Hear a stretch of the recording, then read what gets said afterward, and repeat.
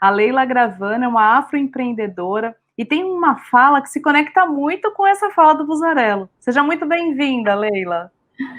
Olá, boa noite a todos, a todas. Eu estou muito feliz pelo convite. Então, eu quero agradecer, quero iniciar minha fala, que conecta muito com a do professor Buza, agradecendo a organização do São Paulo Tech Week, agradecendo o convite da Fabi e da Cris. Estou muito feliz aqui em dividir esse espaço aqui. E que responsabilidade, né? Falar agora, depois de tantas falas potentes, onde a gente viu muito a palavra conexão e autoconhecimento. Então, eu quero começar me apresentando, e vou me apresentar de uma forma tradicional, que vai fazer todo sentido para vocês. Bom, meu nome é Leila Gravano, eu sou afroempreendedora, sou graduada em turismo, sou guia de turismo, sou pós-graduada em gestão estratégica e qualidade, também pós-graduada em ciências da religião, sou mãe de uma menina adulta de 28 anos que mora em Portugal. Sou estudiosa de comunicação não violenta, sou niteroense, escorpiana, e acabei de me formar em psicoterapeuta do Sistema dos Três Aromas. E sou mais conhecida como professora de inglês há 36 anos. Também tenho formação em coaching. Bom, por que tanta coisa que parece que não faz sentido, tantos direcionamentos diferentes? Porque eu sou de uma época que a gente costumava a responder: o que você vai ser quando crescer? Como a nossa fala anterior foi falado muito que na nossa época a gente precisava ter um direcionamento e que consistência e permanência numa determinada instituição era o que a gente precisava ter.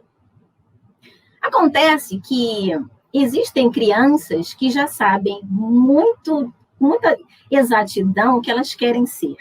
Só que eu não era essa criança. Eu queria ser um monte de coisa ao mesmo tempo.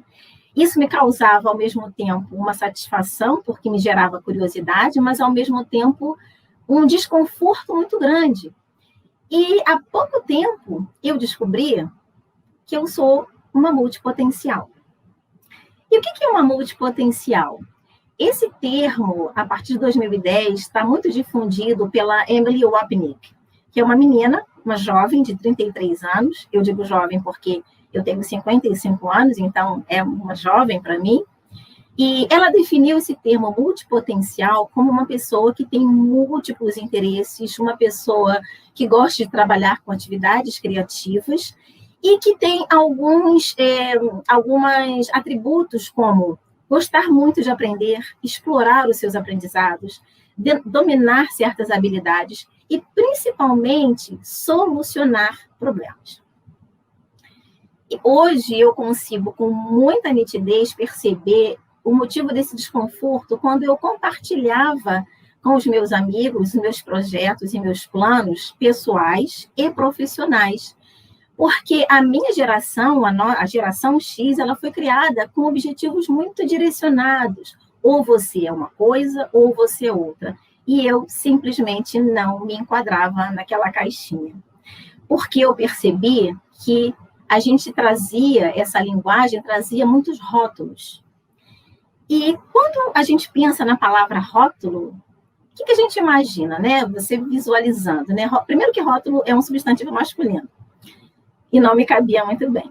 Segundo, que quando a gente imagina no rótulo, a gente imagina um papel com algo escrito que é fixo e é colocado dentro de algum objeto que é fixo, que é de identidade, como uma etiqueta. E aquilo perdura na vida da gente como um crachá que a gente parece que tem que levar eternamente para a vida. E esses rótulos, eles nunca fizeram sentido para mim, porque eu não me encaixava em nenhum desses rótulos. Para mim, era uma situação, inclusive, muito importante falar que eu, enquanto uma mulher negra, de uma geração em que não só eu, mas quase toda a população negra no país é colocada em determinadas caixinhas, onde não há representatividade e onde a gente não se sente pertencente. E eu não queria estar naquele lugar, eu queria estar num lugar em que eu não me via representada em muitos momentos. E eu precisei criar aí uma metodologia, talvez uma ferramenta, para que eu pudesse desbravar novos ambientes, estar em novos ambientes e ser o que eu gostaria de ser. Criar através de leituras, através dos livros, através de um mundo totalmente analógico, que é bem diferente do que a gente tem hoje. O professor falou anteriormente que a gente tem hoje uma educação que proporciona esse tipo de evento que a gente está tendo aqui, pessoas de vários pontos da cidade, do país e do mundo, em que a gente está se conectando durante esse momento de pandemia, em que se fez cada vez mais necessário a gente entrar nesse mundo de tecnologia. E por falar em tecnologia, eu sou professora de inglês durante muito tempo, e em 2018 eu migrei para o online. Nem imaginava que essa pandemia ia acontecer, como obviamente ninguém, mas eu percebi que naquele momento eu poderia alcançar mais alunos que me requisitavam o meu trabalho, e eu teria a possibilidade de fazer isso no ambiente online. E foi o que eu fiz de 2018 até agora, e hoje eu trabalho exclusivamente online. O que é maravilhoso, porque eu tenho alunos em Portugal, eu tenho alunos na África, enfim. E essa conexão que a gente falou tanto é tão boa. E isso tudo só foi possível através de um autoconhecimento muito grande, que só foi possível através de uma nova mentalidade, que é o que a gente chama de mentalidade de crescimento, que em inglês o termo é growth mindset, que é uma mentalidade onde a gente está mais aberta às possibilidades, às inovações. E quem começou, na verdade já foram muitos estudos, mas foi criado um livro, que é um livro chamado, esse livro aqui, da Carol Dweck, Growth Mindset.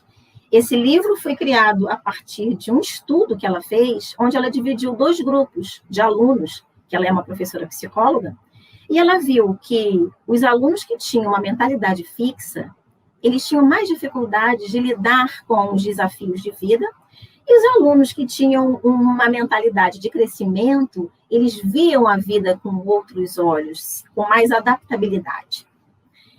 E o que a gente pode dizer as características de uma mentalidade fixa e de uma mentalidade de crescimento? A mentalidade fixa é aquela da qual a minha geração foi baseada. Profissionalmente falando, a gente fala que ter estabilidade dentro de uma instituição, ter uma carteira com pouquíssimo, no CLT, com pouquíssimas assinaturas, era, naquela época, algo muito importante, o que é totalmente diferente hoje em dia. O viver com um propósito, o viver porque a gente precisava fazer parte de um concurso público, porque nós precisávamos nos encaixar nos padrões, tornava a nossa visão um pouco estreita, muito estreita, e nós crescemos com esses pensamentos. Já a mentalidade de crescimento, e que foi muito bem abordada, inclusive pelo Ken, que fala sobre masculinidade tóxica, faz com que a gente abra e amplie os nossos olhares para mudar certas linguagens, para avaliar nossos comportamentos, para discutir e trazer temas como racismo, como machismo, como misoginia, como qualquer tipo de preconceito e falta de inclusão da sociedade.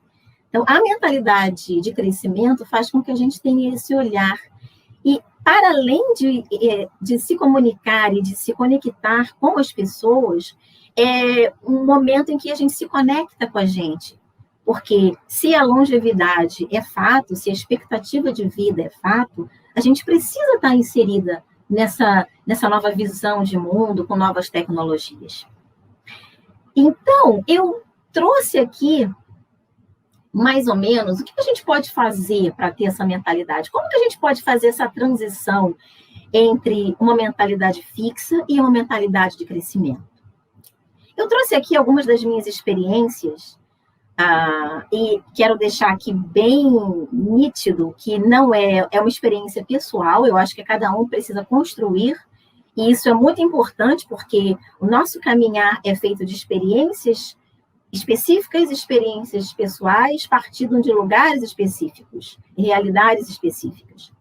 Mas eu quero aqui compartilhar com vocês algumas técnicas que eu usei para manter essa mentalidade fixa e que tem muito a ver com a minha descrição, a minha biografia que eu falei lá no início. Gente, ela é um monte de coisa, e todas essas coisas se conectaram para eu ser essa pessoa que eu sou hoje, no caminho, nesse processo de autoconhecimento que eu acho que não termina. Então, eu trago aqui uma dica, que seria desafie o seu cérebro. Como? Nós vimos o Dr. Siddhartha falando sobre as novas conexões neurais, e eu falo muito isso para os meus alunos. Aprender um novo idioma, que não precisa necessariamente ser inglês, mas eu adoraria que fosse, porque é a minha praia, mas aprender um novo idioma, aprender a dançar, resgatar aquela ludicidade que era a sua vida de criança, despertar os seus novos prazeres. E eu quero, inclusive, eu não trouxe apresentação, mas eu tenho uma foto que há 1 ano e meio atrás, eu comecei a fazer uma aula de balé clássico, uma aula de balé para adultos, e foi muito interessante essa nova experiência, desafiar posições novas, lidar com o seu corpo, conhecer o seu corpo. Uma outra coisa que eu acho que ajuda bastante é a gente pensar criticamente. Como? Avaliando os fatos como eles são, e não as interpretações que nós temos sobre os fatos. E aí a gente já fala muito de uma linguagem que mexe muito com os nossos sentimentos, uma linguagem que a gente não aprendeu nas escolas e que a gente não está muito acostumado, principalmente a minha geração, que tem uma certa dificuldade em expressar o que precisa, expressar o que sente. Interação com jovens. A Kátia trouxe muito isso, ela trabalha numa empresa de jovens, e eu posso afirmar que esse papo intergeracional só tem a crescer. A gente aprende muito com eles e eles também aprendem muito com a nossa experiência. Então, a gente precisa estar sempre conectado com essas pessoas, que só faz a gente crescer. E também um outro ponto meio clichê, mas seja positivo. Mas não essa positividade tóxica, faz com que a gente se compare com as pessoas e você está vendo o outro crescer e você não cresce. E aquele padrão de você entrar de novo numa caixinha de faça isso, faça aquilo, tenha ritual, e sim respeitar os seus limites, saber identificar seus pontos fracos e seus pontos fortes, saber quando você precisa de ajuda, saber delegar e se conhecer. Então, isso tem sempre a ver com o autoconhecimento, que eu julgo ser algo importantíssimo. E durante essa minha trajetória, eu sou fundadora da Empreendendo aos 50, que é uma empresa onde eu trabalho com mentorias para empreendedores, para pessoas que querem empreender a partir dos 50, a partir de um reconhecimento de que empreendedores negros aprendem e empreendem por necessidade. Nós somos naturalmente empreendedores, e eu me denomino como empreendedora raiz, justamente porque o empreendedorismo para pessoas negras nesse país, ele nunca foi um lugar que nós nos vimos representadas ou que nós nos sentíamos pertencentes. Mas para que a gente chegasse a se sentir empreendedores, eu percebi, e aí surge o projeto Cinquentona, que a gente precisava, além de todas as técnicas, a gente precisava desenvolver algumas habilidades emocionais, lidar com todos os desafios de ser uma pessoa que também está se desenvolvendo e aprendendo a ser quem é aos 50 anos. Porque a gente entende muito as fases de uma criança, a gente entende muito as fases de um adolescente, mas a gente não questiona muito quais são os desafios de ter 50 anos. Os desafios físicos, as mudanças físicas, as mudanças biológicas, as mudanças mentais.